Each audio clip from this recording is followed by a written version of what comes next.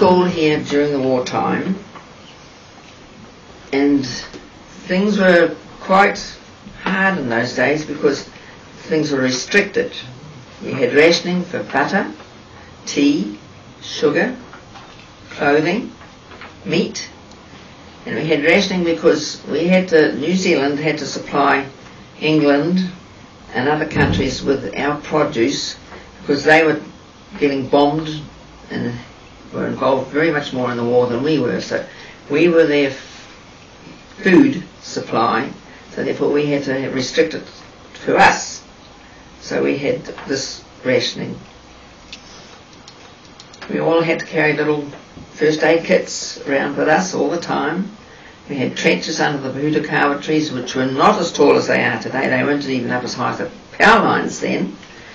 And we had trenches at the back of the school, and we'd have evacuation drills every now and then so that the siren would go and we'd all go and jump into our trenches with our kits and what have you. And we even had trenches at home. Every house had a trench, so that when you're home and if anything happened, you had to go into your trench at home. And we used to have air raid drills then too. And the school was the headquarters for any emergency.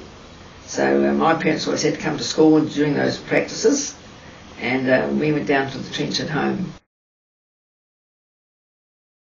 Oh, very basic because they were only small. It was mainly plasters and cotton wool and a bit of dressings and things like that in case you got scratches or cuts and things. Well, during the wartime we started off with the European War. That was fighting in Europe, in the Middle East, and then later on the Japanese and the Eastern War started. So really the Japanese was our biggest foe because they could fly so much, so long distances, and they even got into Wellington and the Cook Strait, and they even got to Darwin and north of Australia. So that was the one we were in fear of, and it was mainly through aeroplanes and shipping was the problem.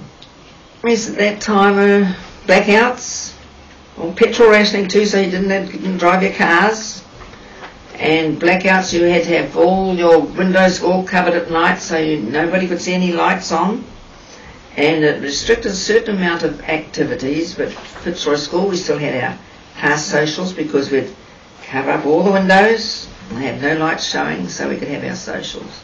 That was the main thing.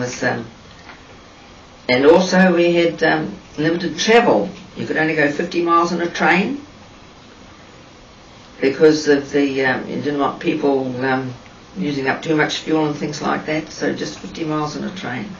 Oh, the Home Guard, we had the Home Guard was situated at the Fitzroy Golf Club in the golf links. And they were the people who were going to be protecting us because a lot of mums and dads had gone to the war. So we had the people who were left behind.